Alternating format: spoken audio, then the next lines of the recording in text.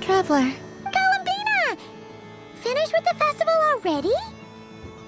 Really? You're sure you don't want to have a little more fun out there? Final answer! Yes, I am sure.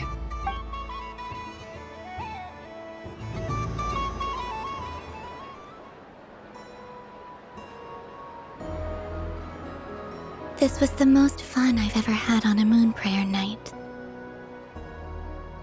Everywhere I went, people were saying, "Welcome home," and there were friends at every turn. I only wish it could last longer than one night. Oh. Yes, you're right. The moon prayer blossoms. Ooh, look! Look! Moon prayer night has come.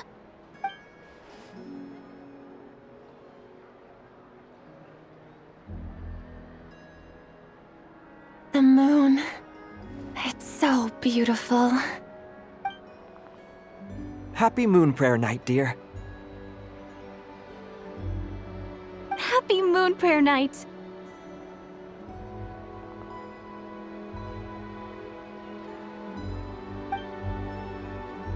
Happy Moon Prayer Night.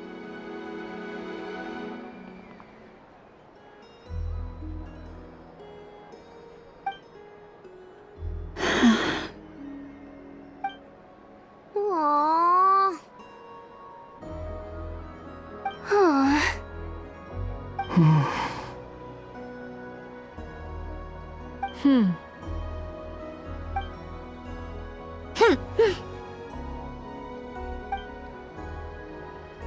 Time flies when you're having fun.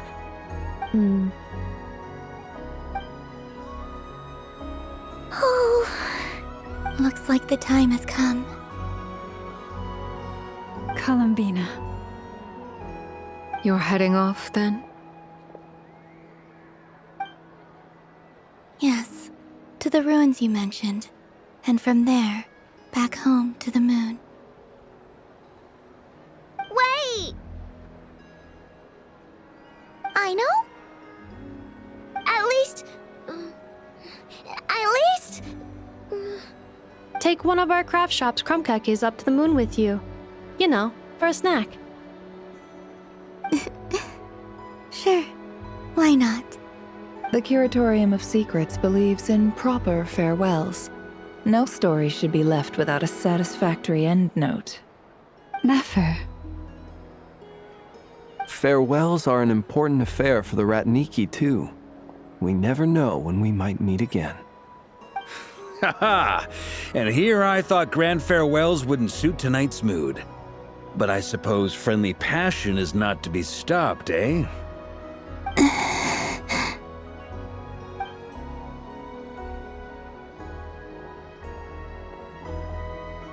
We made a little something for you, Columbina. Ta-da! What is it? A Moon Prayer Night greeting card with drawings by all of your friends. You did mention that you'd like a portrait done, so I took the liberty of creating one for you. I, meanwhile, did the portrait of Mr. Albedo, and Mr. Varka did the same for me. I mean, I think my work was pretty true to life, don't you think? The picture of Ashru was my doing. The two of you seem to get along rather well. Wait, was I the only one who did a full-body picture? That's so embarrassing. I did pictures of me and Anefa. I did my own portrait and one for Hat Guy. Plus, there's the two mages, Arlecchino and Sandrone. So, if you ever miss us, just flip the card open and we'll all be right there with you. I don't know what to say. Thank you so much, everyone. This whole moon prayer night was more than I could have ever asked for. It is the greatest gift I have ever received. Lama, I figured it out. Figured what out? Remember how the Frost Moon Scions used to use milk as invisible ink to write hidden messages? That was a very long time ago. Oh, are you saying? Yes. When I miss you all, I shall use moonlight in the same way to write words that only you can see upon the moon itself. Wow, that sounds lovely. Quite. But how will we see them? Simply open your windows on nights when the moon shines bright, and the moonlight will naturally flow towards the words I have written. That sounds most fitting indeed. Very true to form. I'll try to write them in places that won't disturb your sleep. I, for one, would sleep all the better for having read one of your messages before settling down for the night. Exactly. So don't worry about disturbing anyone's sleep. Just promise you'll write to let us know you're okay, all right? All right. I promise.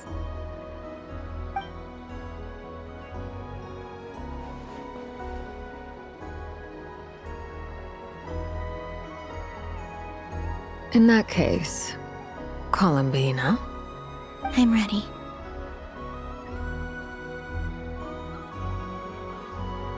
Very well. Let's go.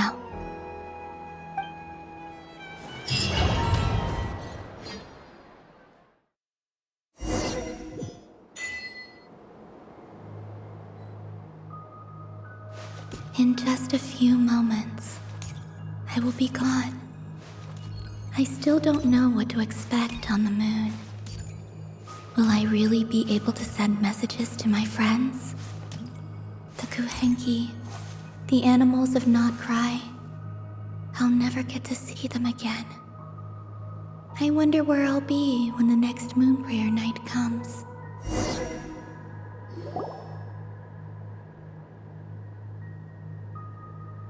This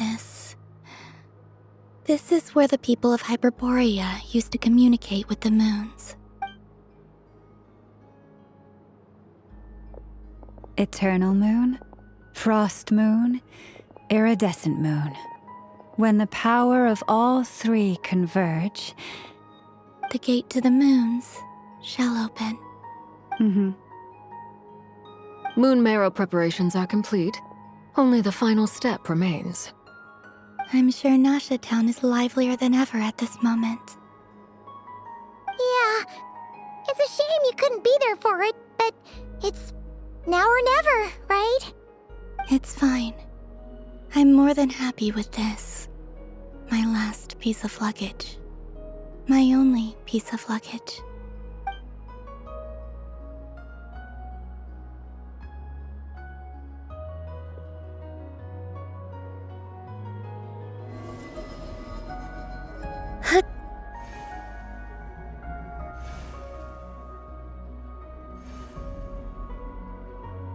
I can already feel the moon calling to me.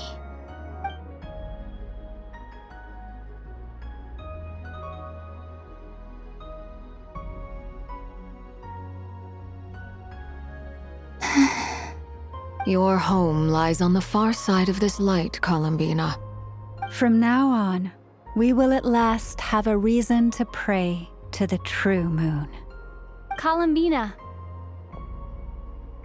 Yes? I'm listening. Be sure to come back and see us when you get the chance.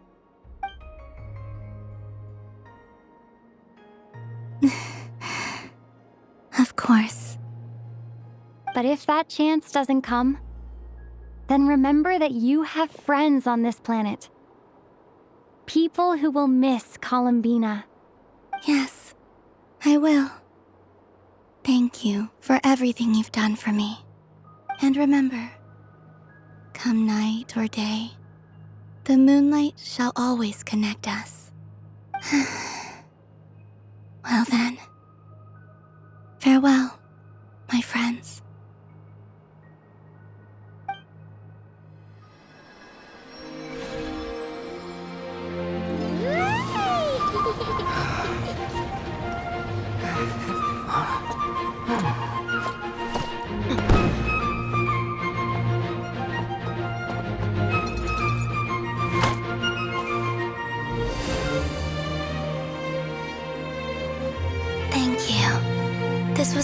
happiest night in Tevat. Farewell, Columbina.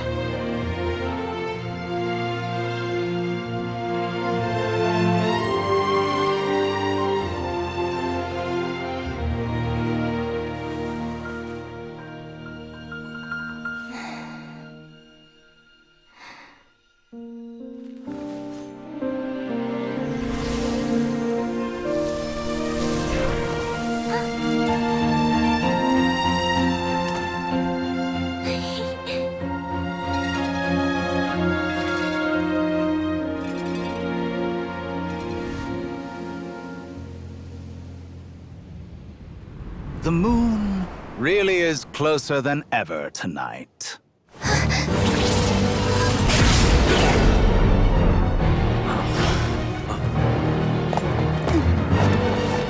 Columbina. All 3 moons in one place. Time for one final experiment. Reason, life, death, time, and space. They all believed I would fail.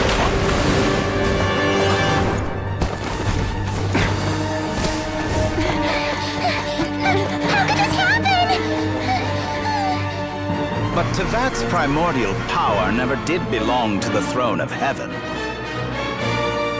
And now, they are mine.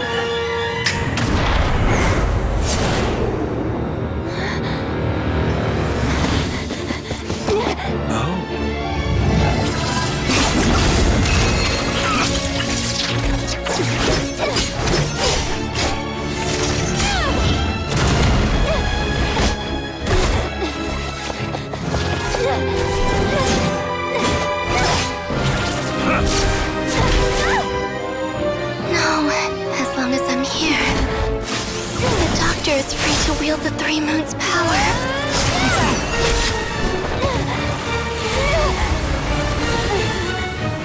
It's the only way.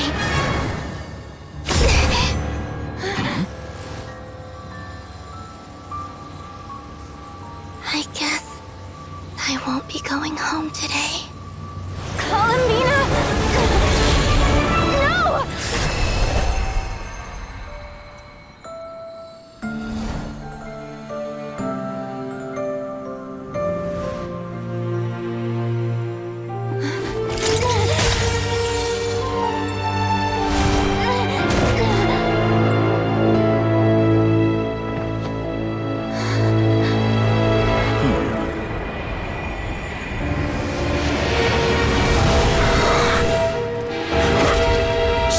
World, do not try to control me!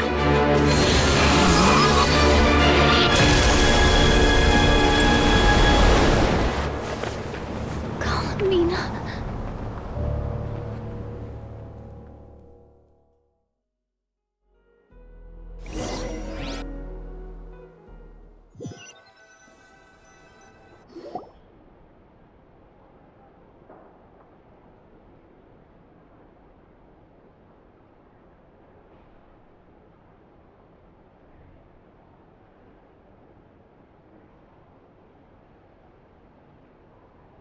Are you all right?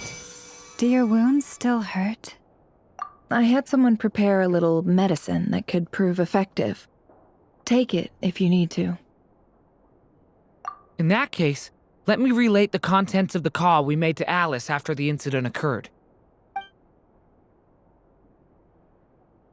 That Dottore is a crafty one. He distracted the Hexenzirkel by creating a huge fuss at Tevat's borders. I'd assumed that the cause was an abyssal intrusion from the outside world, which in fairness is a rather common occurrence. But after learning that you managed to influence the phantoms in Nodcry, I realized that perhaps this interference could have come from within Tevat instead. But we weren't able to change their fates. True, you couldn't change how their stories ended, but you did build some variables around yourself. Variables? Yes, things you heard that you could not otherwise have learned, ideas that would otherwise have never crossed your mind. All these things are variables. Of course, most variables usually pale into insignificance with the myriad of possibilities floating around. But the moment you start treating them as building blocks and intentionally stacking them, that changes things. That's what Dottore did, and it's how he created the necessary conditions so that when you activated the portal tonight, it played right into his plan. However, we have no way of knowing exactly what he did. Yeah, we also need to ascertain Columbina's status. And that about sums it up. As I suspected, Dottore has disappeared completely. If it's any consolation, he wasn't able to control Columbina as he might have wished to. Oh no! What? She did what? All we saw was Dottore appeared and used some kind of power. The next thing we knew, he and Columbina were gone and you were falling into the sea.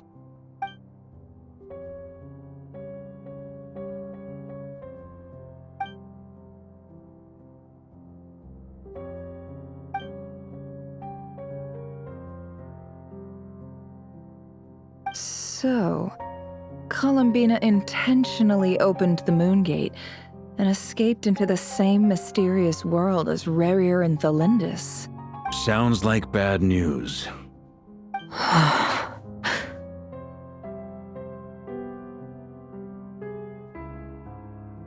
Seen in that way, the trilunar syzygy and Rerir's emergence, Dottore might have been pulling the strings in both cases.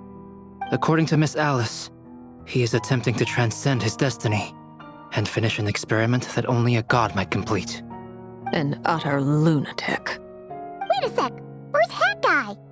Seems like he'd want to be here for this. He took off with the Dodo communication device after we spoke to Alice. He said he had a hunch that he wanted to investigate by himself. The look on his face was terrifying. I've never seen him like that before.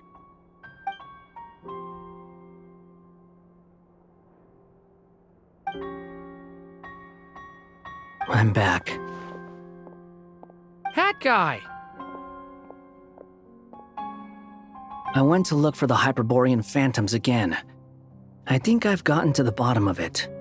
I got them to talk to Nicole on the other end of the communications line. Turns out, the history they describe is different from how Nicole remembers it. Really? But how?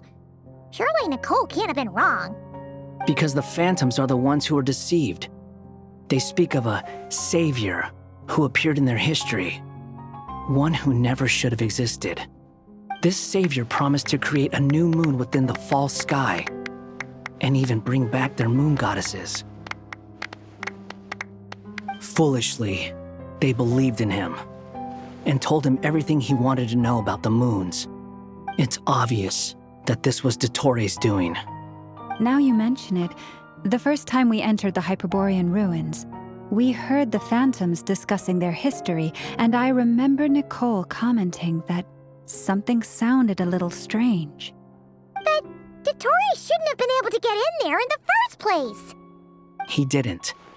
Nicole said that this was an anomalous state triggered by disruptions in the causal connections between phantoms from the same era. The variables that Dottore put in place were substantial enough that they even affected phantoms that he never met. So it's not that their memories were unclear. They'd been tampered with. That's exactly the possibility Dottore was trying to manufacture. He turned these variables into knowledge and engineered the situation so all that knowledge would fall into his hands. Then, he harnessed that knowledge on Moon Prayer Night to truly create a false moon. How is that even possible? To be precise, he exploited a weakness in the way the spell works. The spell senses Kuvaki to detect the moon's location. So, as long as the false moon more strongly resembled the moon than the frost moon beyond the skies, the gate would teleport Columbina to the false moon's location. In other words, to Dottore's side. Once he had her under control, the teleportation spell remained active, and he manipulated her power to seize both moon marrows. At that moment, the moon marrows disappeared right before our eyes. It was already too late, even as we were leaving the ruins. By then, Dottore had already amassed the power of all 3 moons. So, where does that leave us? What do we do now? I'd certainly like to know what Her Majesty thinks, now that the concerns I expressed to her have come to pass. But we cannot simply sit and wait for her to decide the matter. And in any case, it is not the Fatui Harbinger Damselette who sees us as her friends, but rather Columbina Hyposelenia. If, even in such extreme circumstances, Her Majesty will not lift the prohibition on Harbingers drawing steel against one another, then I will do as my heart demands. I will fight as Peruware instead. Oh, Arlecchino! Time is short, so I'll make the first move.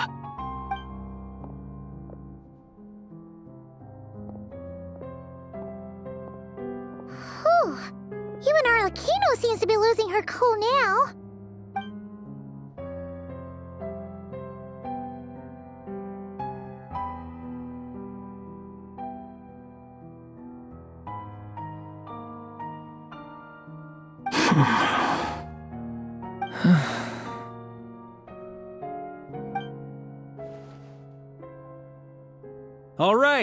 All right. Lose those dejected looks for a moment and let me get a word in. It looks bad, I won't lie. Very bad, in fact. So Dottore's pulled some real dirty tricks to gain the upper hand. For now. And yeah, it's to the point where even the mages say that his variables have affected destiny. I'm not so sure, though. Many have told me that Tevat's destiny is fixed, and that does appear to be the case. Well, what makes Dottore so sure he'll be the exception? And since he was able to stack these variables up, who's to say we can't do the same? You of all people should not be discouraged, traveler from afar. This isn't over yet. And you're not alone in that. Everyone here does, whether they've spoken thus far or not. But none of us are the type to sit back and wait for the sun to shine again. That's exactly how a knight should roll. If they knock you down, you get back up and get back in it. Don't forget, Honorary Knight, you're a legitimate member of Mondstadt too. Mark is right. This is far from over. Dottore's already way overdue a butt-kicking given his past shenanigans. And after this, he's earned himself a double dose. That's what I'm talking about. How's everyone else feeling? I'll use Kuvaki to investigate Columbina's whereabouts. I am not ready to give up either. Leave the intel gathering to me. Whatever happens within Nodcry's borders, when the Curatorium of Secrets wants to be in the know, we always find a way. Aino and I will do all we can to support you. We will attempt to reverse engineer Dottore's actions and seek a breakthrough that way. Alice and Nicole are busy dealing with an emergency at Tevat's borders, so they can't return just yet. But they're both very angry about this. They've asked Albedo and me to act on the Hexenzirkel's behalf and do everything in our power to fight back against Dottore. Are you ready then? We're going to have to conduct a lot of research, even in the early stages. I'll do my best. As for me, I'm pretty familiar with Dottore's way of doing things, so I can try to predict his next move. I'll help with your investigation. Nice! Looks like we have our basic division of labor. I'll get in touch with Flint's and Itlua, get them to have a chat with their Starshiner. It couldn't hurt to bring the Lightkeepers on board as well. At the same time, I'll pass on instructions to the Knights present in Nodcry to assist the Lightkeepers and other organizations in ensuring the safety of those living here. Yeah! We'll show him! That's it then. Good luck, everyone.